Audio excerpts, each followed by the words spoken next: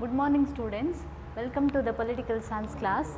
In the previous class we discussed about meaning and also the causes for Dalit movement. In today's class I am going to explain you the political implications of Dalit movement and the meaning and also the causes of another movement, that is the backward class movement. First I would like to explain you the political implications of Dalit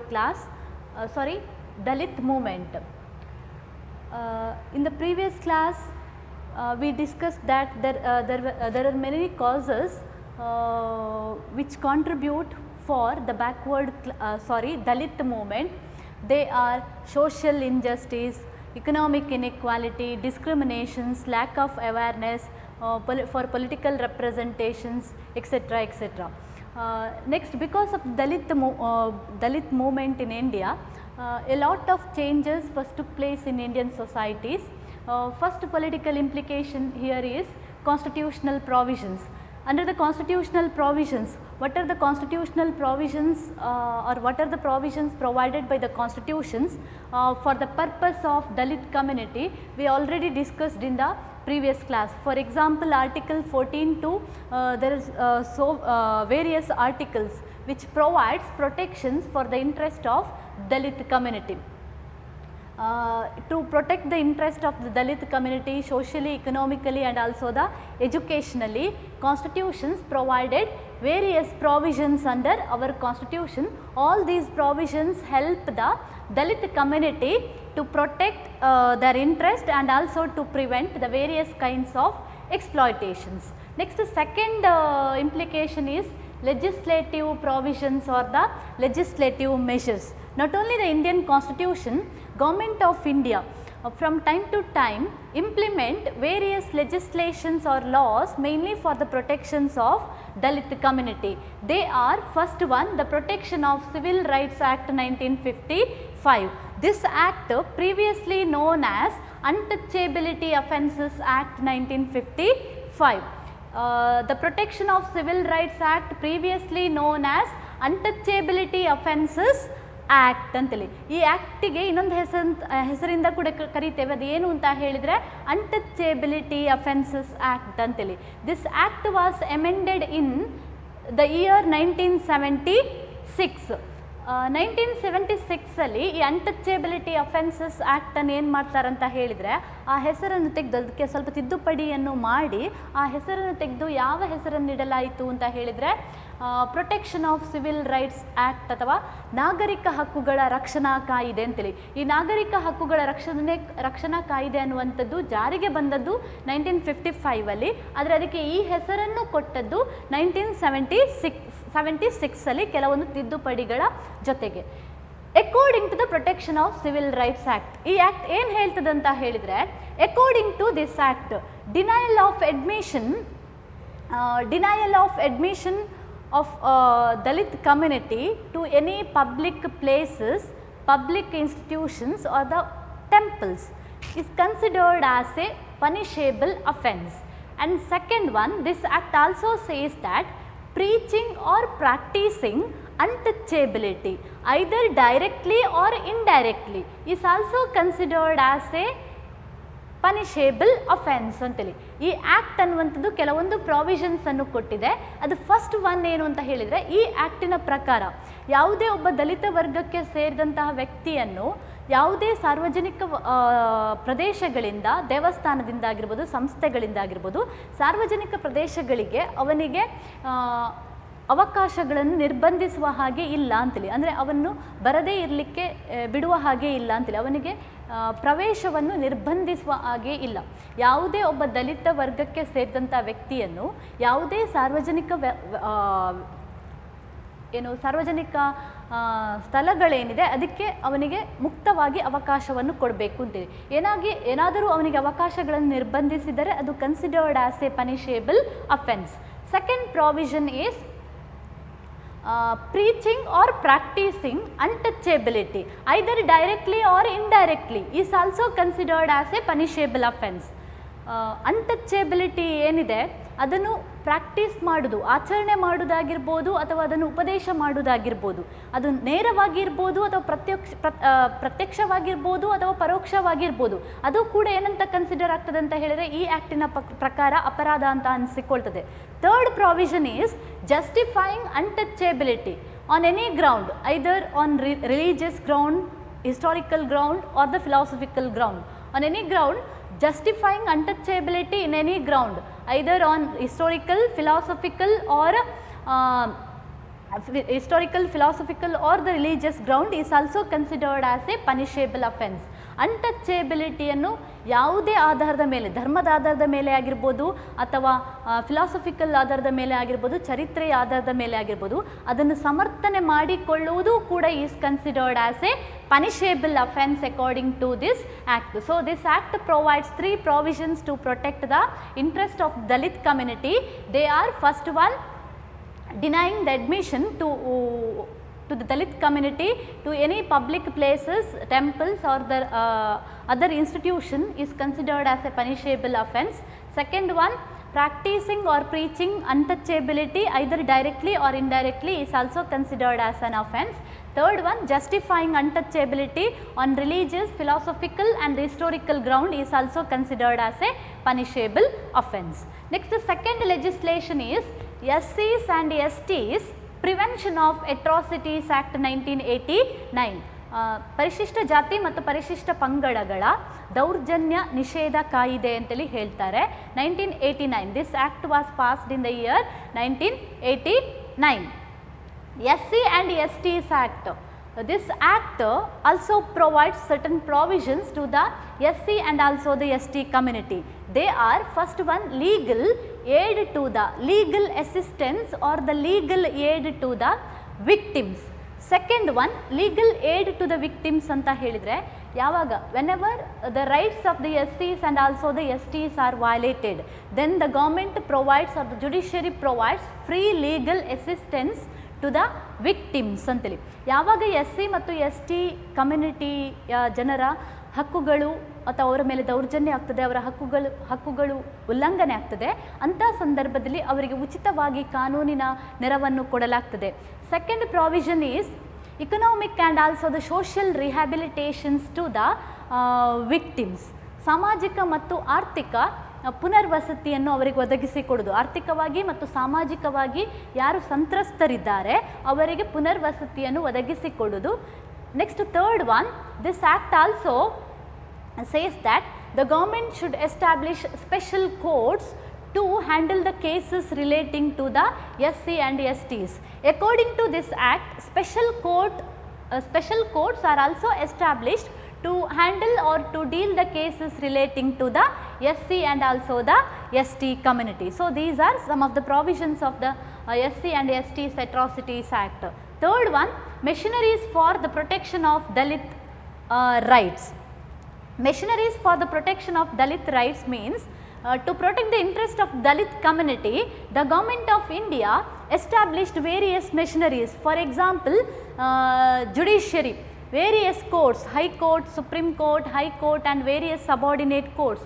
All these courts also try to protect the interest of Dalit community. When Dalit rights are violated, then they can seek the remedy by filing the cases in any one of these courts. ಅಂಥ ಸಂದರ್ಭದಲ್ಲಿ ನ್ಯಾಯಾಂಗದ ಮುಖಾಂತರ ಕೂಡ ಅವರಿಗೆ ಏನು ಕೊಡ್ತಾರೆ ಅಂತ ಹೇಳಿದರೆ ರಕ್ಷಣೆಯನ್ನು ಕೊಡಲಾಗ್ತದೆ. ಯಾವಾಗ ದಲಿತರ ಹಕ್ಕುಗಳು ಉಲ್ಲಂಘನೆ ಆಗ್ತದೆ ಆಗ ಅವರು ಯಾವುದೇ ಕೋರ್ಟನ್ನು, ಭಾರತದಲ್ಲಿರುವಂಥ ಯಾವುದೇ ಕೋರ್ಟನ್ನು ಕೂಡ ಅವರು ಅಪ್ರೋಚ್ ಮಾಡ್ಬೋದು. And apart from that, national human rights commission, state human rights commission, district human rights commission, these organizations are also established to protect the interest of the Dalit community. ಅದಲ್ಲದೆ ನಮ್ಮಲ್ಲಿ ಮಾನವ ಹಕ್ಕುಗಳ ಆಯೋಗ ಅನ್ನುವಂಥದ್ದಿದೆ. ರಾಷ್ಟ್ರ ಮಟ್ಟದಿಂದ ಹಿಡಿದು ಜಿಲ್ಲಾ ಮಟ್ಟದ ತನಕ ಮಾನವ ಹಕ್ಕುಗಳ ಆಯೋಗ ಅನ್ನುವಂಥದ್ದಿದೆ. ಯಾವಾಗ ದಲಿತರ ಹಕ್ಕುಗಳು ಉಲ್ಲಂಘನೆ ಆಗ್ತದೆ ಆಗ ಅವರು ಈ ಆಯೋಗವನ್ನು ಕೂಡ ಅಪ್ರೋಚ್ ಅನ್ನುವಂಥದ್ದು ಮಾಡಬಹುದು. Apart from this, the government of India established 2 independent organizations mainly for the protection of SC and also the STs. They are National Commission for ST and second one national commission for SCs ಅಂತೇಳಿ. ಈ ಪರಿಶಿಷ್ಟ ಜಾತಿ, ಈ ರಾಷ್ಟ್ರೀಯ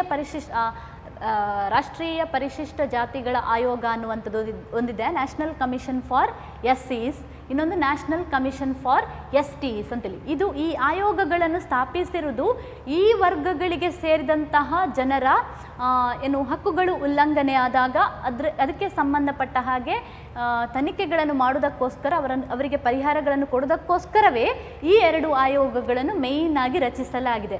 ಅದಲ್ಲದೆ national commission for women, state commission for women ಇದೆಲ್ಲವೂ ಕೂಡ also try to protect the interest of the women, protect the interest of the women, all the women's including the Dalits women's antili.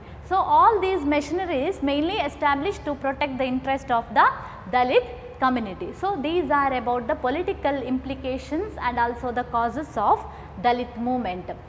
Next, second movement is backward class movement. ಹಿಂದುಳಿದ ವರ್ಗಗಳ ಚಳುವಳಿ ಅಂತ ಹೇಳ್ತಾರೆ. ವರ್ಣಾಶ್ರಮ system in India, Hindu society, the Varnashrama system or the Varna system divide the Hindu society into 4 categories. They are Brahmana, Kshatriyas, Vaishyas and Shudras. Brahmana, Kshatriya, Vaishya and Shudras, and last category, that is the Shudra communities.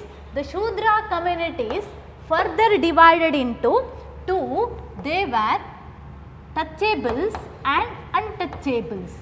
Touchables and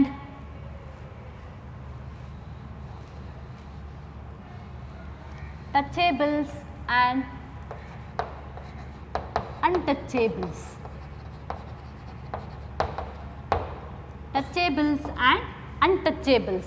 In India, the Hindu society, on the basis of the Varnashrama system, the Hindu society divided into 4: Brahmana, Kshatriya, Vaishya and Shudras.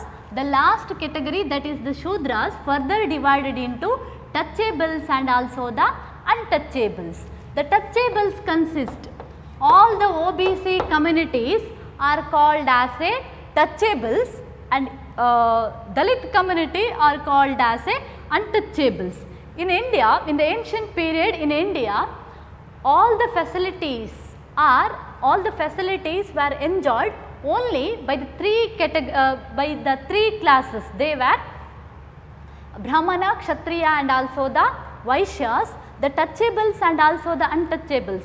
All these facilities are denied to the touchables or the touchables and also the untouchables. It means all the social, economic and also the other facilities, educational, political, etc., all these facilities in the ancient period were denied to the Shudras community. Like the untouchables, the touchables or the other backward communities were also the exploited and also the were considered as a exploited community or the depressed sections of the society ಅಂತೇಳಿ. ಈಗ ಹಿಂದುಳಿದ ವರ್ಗಗಳ ಚಳುವಳಿ ಯಾಕೆ start ಆಯಿತು ಅಂತೇಳಿ ನಾವು ನೋಡಿದ್ರೆ, ಹಿಂದುಳಿದ ವರ್ಗಗಳ ಪರಿಸ್ಥಿತಿ ಅಂದರೆ ಸ್ವಾತಂತ್ರ್ಯ ಪೂರ್ವದಲ್ಲಿ ಇನ್ ದ ಪ್ರೀ ಇಂಡಿಪೆಂಡೆಂಟ್ ಪೀರಿಯಡಲ್ಲಿ ಈ ವರ್ಗಗಳ ಪರಿಸ್ಥಿತಿ ಹೇಗಿತ್ತು ಅಂತ ಹೇಳಿದರೆ, ಅದು ಅನ್ಟಚೇಬಲ್ಸ್ಗೆ ಕಂಪೇರ್ ಮಾಡಿದರೆ ಸ್ವಲ್ಪ ಬೆಟರ್ ಆಗಿತ್ತು. ಅದರರ್ಥ ಇವರಿಗೆ ಶೋಷಣೆ ಇರಲಿಲ್ಲ ಅಥವಾ ಅವರನ್ನು ಸಮಾಜದಲ್ಲಿ ಅವರಿಗೆ ದೌರ್ಜನ್ಯ ಮಾಡ್ತಿರ್ಲಿಲ್ಲ ಅಂತೇಳಿ ಅರ್ಥ ಅಲ್ಲ. ಇವರ ಮೇಲೆ ಕೂಡ ದೌರ್ಜನ್ಯಗಳು ಅನ್ನುವಂಥದ್ದು ಆಗ್ತಾ ಇತ್ತು. ಯಾಕಂತಂದರೆ ಎಲ್ಲ ಟಚೇಬಲ್ಸ್ OBC ಕಮ್ಯುನಿಟಿಯಲ್ಲಿ ಯಾರೆಲ್ಲ ಬರ್ತಾರೆ ಅವರು 4th ಕ್ಯಾಟಗರಿಯಲ್ಲೇ ಬರೋದು ಶೂದ್ರಾಸ್ ಅಂತೇಳಿ. ಆ ಶೂದ್ರದಲ್ಲಿ 2 ವಿಧಗಳು, ಟಚೇಬಲ್ ಮತ್ತು ಅನ್ಟಚೇಬಲ್ಸ್ ಅಂತೇಳಿ. ಈ ಎಲ್ಲ OBC ಕಮ್ಯುನಿಟಿ ಇವತ್ತು ನಾವು ಏನು ಹಿಂದುಳಿದ ವರ್ಗಗಳು ಅಂತೇಳಿ ಕರಿತೇವೆ, ಆ ಎಲ್ಲ ಹಿಂದುಳಿದ ವರ್ಗಗಳು ಎಲ್ಲಿ ಬರ್ತಿದ್ರು ಅಂತ ಹೇಳಿದರೆ ಟಚೇಬಲ್ಸ್ ಕಮ್ಯುನಿಟಿಯಲ್ಲಿ ಬರ್ತಾ ಇದ್ರು. In India 52% of the total population, in India 52% of the total populations belongs to the OBC community ಅಂತೇಳಿ. So next meaning of the backward or the OBC, backward class. Who are the backward class? The backward class are, the backward communities are those communities who are economically, socially, educationally backward. Backward communities are those communities who are economically, socially, educationally and educationally backward ಅಂತೇಳಿ. ಯಾರನ್ನು ನಾವು ಹಿಂದುಳಿದ ವರ್ಗಗಳು ಅಂತೇಳಿ ಹೇಳ್ತೇವೆ ಅಂತ ಹೇಳಿದರೆ, ಆರ್ಥಿಕವಾಗಿ, ಸಾಮಾಜಿಕವಾಗಿ, ಶೈಕ್ಷಣಿಕವಾಗಿ ಹಿಂದುಳಿದ ವರ್ಗಗಳನ್ನು ನಾವು ಏನಂತ ಕರಿತೇವೆ ಅಂತ ಹೇಳಿದರೆ ಹಿಂದುಳಿದ ವರ್ಗಗಳು ಅಂತೇಳಿ. ಯಾಕಂತಂದರೆ ಈ ಬ್ಯಾಕ್ವರ್ಡ್ ಕಮ್ಯುನಿಟೀಸಲ್ಲಿ ಯಾರೆಲ್ಲ ಬರ್ತಾರೆಯಾ ಅವರೆಲ್ಲರೂ ಕೂಡ ಆರ್ಥಿಕವಾಗಿ ಕೂಡ ತುಂಬ ಬ್ಯಾಕ್ವರ್ಡ್ ಆಗಿದ್ರು, ಸಾಮಾಜಿಕವಾಗಿ ಕೂಡ ತುಂಬ ಬ್ಯಾಕ್ವರ್ಡ್ ಆಗಿದ್ರು, ಎಜುಕೇಷನಲಿ ಕೂಡ ತುಂಬ ಬ್ಯಾಕ್ವರ್ಡ್ ಆಗಿದ್ರು compare to the other 3 community, Brahmana, Kshatriya and also the Vaishya. Compared to these 3 communities, the backward communities are socially, economically and educationally backward. They are also exploited and also the discriminated community in the society. So, to protect the interest of the backward community, the many leaders, for example, Jyotiba Phule with his wife Savitriba Phule started Akshara Kranti in the year 1838. He started Akshara Kranti in the year 1838 mainly for the upliftment of the backward community, and he also demanded more number of schools and also the hostel facilities for the students of the backward community. Not only the Jyotiba Phule and also the Savitriba Phule, along with the Jyotiba Phule, many other leaders of the OBC community, for example Narayana Guru of Kerala, Ramaswamy Naikar of Tamil Nadu, etc. All these leaders fought for the protection, mainly fought for the upliftment of the backward communities. For example, who are considered as the backward communities ಅಂತ ಹೇಳಿದರೆ, ನಮ್ಮ ಹಿಂದುಳಿದ ವರ್ಗಗಳಲ್ಲಿ ಭಾರತದಲ್ಲಿ ಅನೇಕ ಜಾತಿಗಳು ಹಿಂದುಳಿದ ವರ್ಗಗಳಲ್ಲಿ ಬರ್ತದೆ. ಯಾಕೆಂತಂದರೆ ನಮ್ಮ ಇಡೀ ಟೋಟಲ್ ಪಾಪ್ಯುಲೇಷನ್ ತಗೊಂಡು ನೋಡೋದಿದ್ರೆ ನಮ್ಮ ಟೋಟಲ್ ಪಾಪ್ಯುಲೇಷನಲ್ಲಿ ಜಾಸ್ತಿ ಜನ ಯಾವುದಕ್ಕೆ ಸೇರಿದವರಾಗಿರ್ತಾರೆ ಅಂತ ಹೇಳಿದರೆ ಹಿಂದುಳಿದ ವರ್ಗಗಳಿಗೆ ಸೇರಿದವರಾಗಿರ್ತಾರೆ. ಹಾಗಾಗಿ ಈ OBCಯಲ್ಲಿ ಯಾರೆಲ್ಲ ಬರ್ತಾರೆ ಅಂತ ಹೇಳಿದ್ರೆ ಬೇರೆ ಬೇರೆ ವರ್ಗಗಳು ಬರ್ತದೆ. ಈಗ ಬಿಲ್ಲವ ಆಗಿರ್ಬೋದು, ಕುರುಬ ಕಮ್ಯುನಿಟಿ ಆಗಿರ್ಬೋದು, ಬೆಸ್ತರು ಆಗಿರ್ಬೋದು, ಮಡಿವಾಳ ಆಗಿರ್ಬೋದು, ಎಕ್ಸೆಟ್ರಾ ಇನ್ನೂ ಅನೇಕ ಜಾತಿಗಳು OBC ಕಮ್ಯುನಿಟಿಯಲ್ಲಿ ಬರ್ತದೆ. ಈ ಎಲ್ಲ ವರ್ಗಗಳ ಹಿತಾಸಕ್ತಿಗೋಸ್ಕರ ಇವರನ್ನು ಮೇಲೆತ್ತುವುದಕ್ಕೋಸ್ಕರ ಅನೇಕ ನಾಯಕರು ಪ್ರಯತ್ನ ಪಡ್ತಾರೆ. ಅದರಲ್ಲಿ ಕೆಲವರ ಹೆಸರನ್ನು ಹೇಳೋದಿದ್ರೆ ಜ್ಯೋತಿಬಾ ಫುಲೆ ಆಗಿರ್ಬೋದು, ಅವರೇನು ಮಾಡ್ತಾರಂತ ಹೇಳಿದರೆ ಸಾವಿತ್ರಿಬಾ ಫುಲೆಯ ಜೊತೆಗೆ ಸೇರಿ ಇವರನ್ನು ಎಜುಕೇಷನಲ್ಲಿ ಇಂಪ್ರೂವ್ ಮಾಡಬೇಕು ಅನ್ನುವಂಥಕ್ಕೋಸ್ಕರ, ಎಜುಕೇಷನಲ್ಲಿ ಶೈಕ್ಷಣಿಕವಾಗಿ ಅವರನ್ನು ಮುಂದೆ ತರಬೇಕು ಅಂತ ಹೇಳಿ ಅನೇಕ ಸ್ಕೂಲ್ಗಳನ್ನು ಸ್ಟಾರ್ಟ್ ಮಾಡ್ತಾರೆ. ಅದಲ್ಲದೆ ಇನ್ನೂ ಜಾಸ್ತಿ ಸ್ಕೂಲ್ಸ್ಗಳನ್ನು ಸ್ಟಾರ್ಟ್ ಮಾಡಬೇಕು ಅಂತೇಳಿ ಅವರು ಒತ್ತಾಯವನ್ನು ಕೂಡ ಗೌರ್ಮೆಂಟಿನ ಮೇಲೆ ಒತ್ತಾಯವನ್ನು ಕೂಡ ಹೇರ್ತಾರೆ. ಹಾಗೆ ಕೇರಳದಲ್ಲಿ ನಾವು ನೋಡಿದರೆ ನಾರಾಯಣ ಗುರು ಆಗಿರ್ಬೋದು, ಅವರು ಕೂಡ ಏನು ಮಾಡ್ತಾರಂತ ಹೇಳಿದರೆ ಈ OBC ಕಮ್ಯುನಿಟಿ ಅಪ್ಲಿಫ್ಟ್ಮೆಂಟಿಗೋಸ್ಕರ ಶ್ರಮಿಸ್ತಾರೆ. ಹಾಗೆ ತಮಿಳುನಾಡಿನಲ್ಲಿ ರಾಮಸ್ವಾಮಿ ನಾಯ್ಕರ್ ಆಗಿರ್ಬೋದು, ಇವರೆಲ್ಲರೂ ಕೂಡ ಈ OBC ಕಮ್ಯುನಿಟಿಯ ಹಿತರಕ್ಷಣೆಗೋಸ್ಕರ ಕೆಲಸ ಅನ್ನುವಂಥದ್ದು ಮಾಡ್ತಾರೆ. Next, causes for the backward class movement. The first causes for the backward class movement, first cause for the backward class movement is social discrimination, ಸಾಮಾಜಿಕವಾಗಿ ತಾರತಮ್ಯ. To prevent the social discrimination against the backward class movement, backward class, this movement was started by some of the leaders. They are also like untouchables. The backward communities were also exploited by the upper caste in the pre-independent period. So, to get the equal share and also the equal facilities like other upper caste, they also started agitations. First ಕಾರಣ ಏನು backward class movement ಅಂತ ಹೇಳಿದರೆ, ನಾನು ಆಗಲೇ ಹೇಳಿದ ಹಾಗೆ ಅನ್ಟಚೇಬಲ್ಸ್ನ ಹಾಗೆ ಇವರ ಮೇಲೆ ಕೂಡ ತಾರತಮ್ಯ ಅನ್ನುವಂಥದ್ದು ಡಿಸ್ಕ್ರಿಮಿನೇಷನನ್ನು ಪ್ರಾಕ್ಟೀಸ್ ಮಾಡಲಾಗ್ತಿತ್ತು. The upper caste people, Brahmin, Kshatriya and also the Vaishyas dominated or exploited the OBC community ಅಂತೇಳಿ. They practise the discrimination against the OBC community. ಅದಕ್ಕೋಸ್ಕರ ಇವರೇನು ಮಾಡಿದರು ಅಂತ ಹೇಳಿದರೆ ಈ ರೀತಿಯ ಚಳುವಳಿಗಳನ್ನು ಸ್ಟಾರ್ಟ್ ಮಾಡ್ತಾರೆ. ಬೇರೆ ಕಮ್ಯುನಿಟಿಯ ಹಾಗೆ ನಮಗೆ ಕೂಡ ಸಮಾಜದಲ್ಲಿ ಸಮಾನ ಅವಕಾಶಗಳು ಸಿಗಬೇಕು, ಸಮಾನ ಸ್ಥಾನಮಾನಗಳು ಸಿಗಬೇಕು ಅನ್ನೋದಕ್ಕೋಸ್ಕರ ಇವರು ಕೂಡ ಬೇರೆ ಬೇರೆ ಲೀಡರ್ಸ್ನ ನೇತೃತ್ವದಲ್ಲಿ ಚಳುವಳಿಗಳನ್ನು ಸ್ಟಾರ್ಟ್ ಮಾಡ್ತಾರೆ. ಯಾಕಂತಂದರೆ ಈಗ ನಾವು ಪ್ರೀ ಇಂಡಿಪೆಂಡೆಂಟ್ ಪೀರಿಯಡಲ್ಲಿ ನೋಡಿದ್ರೆ ನಾನು OBC ಕಮ್ಯುನಿಟಿಯಲ್ಲಿ ಏನು ಹೇಳಿದ್ದೇನೆ ಅದರಲ್ಲಿ ಕೆಲವೊಂದು ಕಾಸ್ಟ್ಗಳನ್ನು ಏನು ಮಾಡ್ತಿದ್ರು ಅಂತ ಹೇಳಿದರೆ what kind of discrimination was practiced against to the Dalit community, the same kind of discrimination was also practiced against to the backward class community in the pre independent period ಅಂತೇಳಿ. ಈಗ ಫಾರ್ ಎಕ್ಸಾಂಪಲ್ ಆಗಿ ಹೇಳೋದಿದ್ರೆ ನಾವು ದಲಿತರನ್ನು ನೋಡುವಾಗ ದಲಿತ ಮೂಮೆಂಟಲ್ಲಿ ಏನು ಓದಿದ್ದೇವೆ ಅಂತ ಹೇಳಿದರೆ ಸ್ವಾತಂತ್ರ್ಯ ಪೂರ್ವದಲ್ಲಿ ದಲಿತರನ್ನು ದೇವಸ್ಥಾನದ ಒಳಗೆ ಬರಲಿಕ್ಕೆ ಬಿಡ್ತಿರಲಿಲ್ಲ ಅಂತೇಳಿ ಅಥವಾ ಕೆಲವೊಂದು ಸಾರ್ವಜನಿಕ ಪ್ಲೇಸ್ಗೆ ಬರಲಿಕ್ಕೆ ಬಿಡ್ತಿರಲಿಲ್ಲ ಅಂತೇಳಿ. ಈ OBC ಅವರನ್ನು ಕೂಡ OBCಗೆ ಸೇರಿದಂಥ ಕೆಲವೊಂದು ಜಾತಿಗಳನ್ನು ಕೂಡ ಏನು ಮಾಡ್ತಿದ್ರು ಅಂತ ಹೇಳಿದರೆ ಪ್ರೀ ಇಂಡಿಪೆಂಡೆಂಟ್ ಪೀರಿಯಡಲ್ಲಿ ಅವರಿಗೆ ದೇವಸ್ಥಾನಕ್ಕೆ ಹೋಗಲಿಕ್ಕೆ ಅವಕಾಶಗಳನ್ನು ಕೊಡ್ತಿರಲಿಲ್ಲ ಅಥವಾ ಸಾರ್ವಜನಿಕ ಸ್ಥಳಗಳಿಗೆ ಹೋಗಲಿಕ್ಕೆ ಅವರಿಗೆ ಅವಕಾಶಗಳನ್ನು ಕೊಡ್ತಿರಲಿಲ್ಲ. ಆ ಥರ ಡಿಸ್ಕ್ರಿಮಿನೇಷನ್ ಎಲ್ಲ ಮಾಡ್ತಿದ್ರು. So to end this kind of discrimination they started education. second cause for the backward class movement is economic exploitation. Majority of the people belongs to the backward community are economically backward or economically exploited class. These communities were exploited by the upper caste people. So to get the equal economic rights and also the equal economic facilities like other upper caste, they also started the education. For example ಆಗಿ ಹೇಳೋದಿದ್ರೆ ನಾವು ಸ್ವಾತಂತ್ರ್ಯ ಪೂರ್ವದಲ್ಲಿ ಈ upper ಕಾಸ್ಟ್ಗಳು ಏನಿದೆ ಆ upper ಕಾಸ್ಟ್ಗಳ ಲ್ಯಾಂಡ್ಗಳಲ್ಲಿ ಆಗಿರ್ಬೋದು, ತೋಟಗಳಲ್ಲಿ ಆಗಿರ್ಬೋದು, ಅಥವಾ ಅವರಿಗೆ ಕೆಲಸಗಳನ್ನು ಮಾಡಿಕೊಡುವವರು ಯಾರಾಗಿದ್ದರು ಅಂತ ಹೇಳಿದರೆ ಈ ಒಂದು ದಲಿತ ಕಮ್ಯುನಿಟಿ, ಇನ್ನೊಂದು ಬ್ಯಾಕ್ವರ್ಡ್ ಕ್ಲಾಸ್ ಕಮ್ಯುನಿಟಿ. ಇವರನ್ನು ಕೂಡ ಈ upper caste also exploited and also harassed the backward class community by denying equal wages to their by denying the proper wages to their work ಅಂತೇಳಿ. ಹಾಗಾಗಿ ಏನಾಗ್ತಿತ್ತು ಅಂತ ಹೇಳಿದರೆ ಈ ವರ್ಗಕ್ಕೆ ಸೇರಿದಂತಹ ಜನರು ಏನಿದ್ದಾರೆ ಅವರು ತುಂಬ ಬಡವರಾಗಿ ಉಳಿದು ಬಿಟ್ಟರು ಅಂತೇಳಿ. ಅವರು ಮಾಡಿದ ಕೆಲಸಕ್ಕೆ ಕೂಡ ಅವರಿಗೆ ಸರಿಯಾಗಿ ವೇತನ ಅನ್ನುವಂಥದ್ದು ಕೊಡ್ತಾ ಇರಲಿಲ್ಲ. ಹಾಗಾಗಿ ಅವರು ಏನಾಗ್ತಿದ್ರು ಅಂತ ಹೇಳಿದ್ರೆ ತುಂಬ ಬಡವರಾಗಿಯೇ ಉಳಿದು ಬಿಡ್ತಿದ್ರು.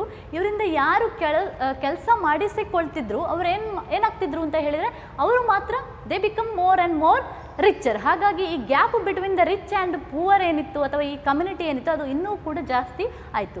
So to get the equal economic share like other upper caste, they also started the education. Third one, educational backwardness.